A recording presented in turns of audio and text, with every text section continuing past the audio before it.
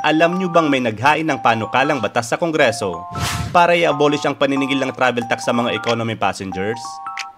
Ayon kay Congressman Rufus Rodriguez, masyado nang outdated ang batas para sa travel tax na nagiging pahirap para sa mga Pilipinong gusto lang magbakasyon sa ibang bansa. Mr. Speaker, I urge this chamber to pass a bill that will abolish the travel tax for all economy class passengers. This is a tax that is not only outdated but also inequitable. The Constitution itself recognizes the right of Filipinos to travel. And then, do we penalize them simply for exercising that right? Let us be the Congress that removes this outdated burden and replace it with a policy more suited to our times. Kung kayo ang tatanungin, ano ang masasabi nyo sa panukalang ito?